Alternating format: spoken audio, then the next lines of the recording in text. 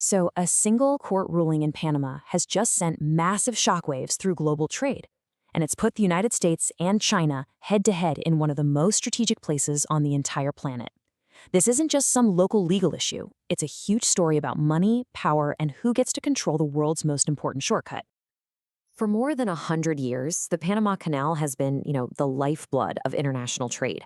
It's that vital shortcut between the Atlantic and Pacific, a critical link in the supply chain that honestly we all depend on every single day. But just recently, a really unexpected ruling from Panama's highest court has thrown a deal that's been in place for decades into complete chaos. And it's raising some pretty serious questions about the future of this trade route and who, exactly, is holding the keys. So what's really going on here? In this explainer, we're going to break down exactly what happened, why it's such a massive deal for both the US and China, and what it all means for the future of, well, global commerce as we know it. Okay, let's dive right in. This whole international story really boils down to one single powerful court ruling that has completely changed the rules of the game for a critical piece of the world's infrastructure. The Wall Street Journal really put it simply. Panama's Supreme Court has flat out canceled the contracts for the ports of Balboa and Cristobal. These are the two enormous hubs sitting right at the Pacific and Atlantic entrances to the canal. And look, this wasn't some minor tweak. It was a total cancellation of a deal that was supposed to last for decades. So let's break down who the key players are here. At the heart of it, you have those two ports, Balboa on the Pacific side and Cristobal on the Atlantic. The company that was running them, Panama Ports Co., is actually a part of a huge Hong Kong-based conglomerate called C.K. Hutchinson Holdings.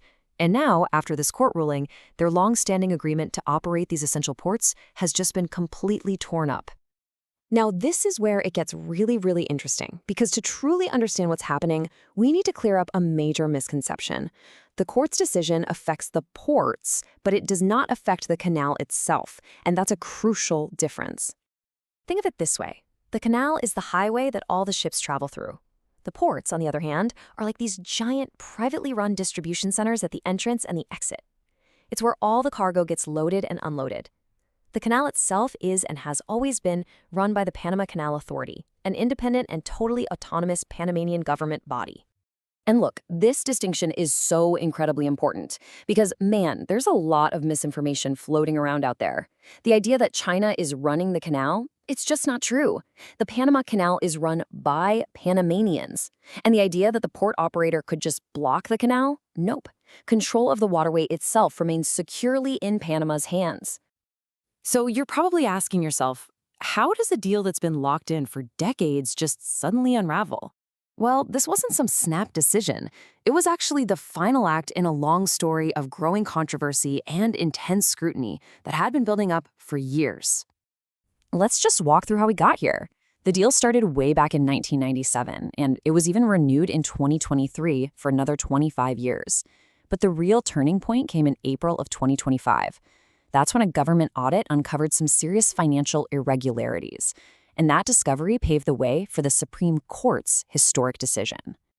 So what exactly were these irregularities? Well, the audit alleged that the company just wasn't paying certain fees it owed to the government. And we're not talking about a small amount of money here. This could have potentially cost the Panamanian treasury hundreds of millions of dollars. Now, of course, Panama Ports has completely denied all of this, which has set the stage for one heck of a legal showdown.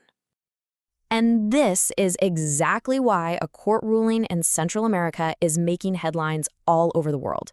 This is about so much more than just a business contract. It's about power and influence on the global stage. It's a geopolitical tug of war. You've really got three main players watching this story with intense focus.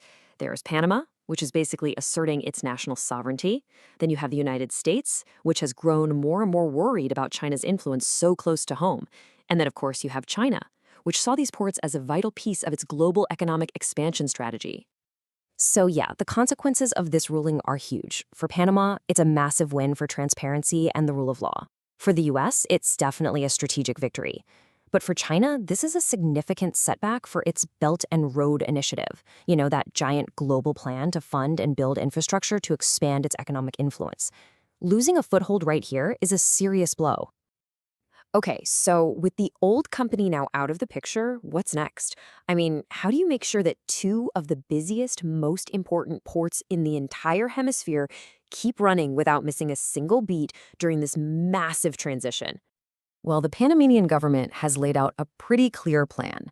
First, to prevent any disruption at all, a temporary operator is going to take over immediately. Then, a new, completely public auction will be held to find a long-term operator.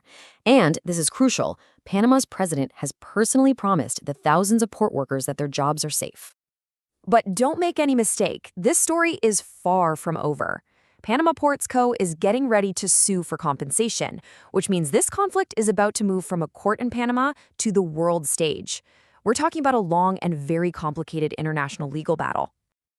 And all of this leaves us with one huge, fascinating question. With these incredibly valuable assets now officially up for grabs, who is going to step in to control this critical gateway of global trade? The answer won't just shape the future of Panama. It could very well tip the balance of power in the Americas.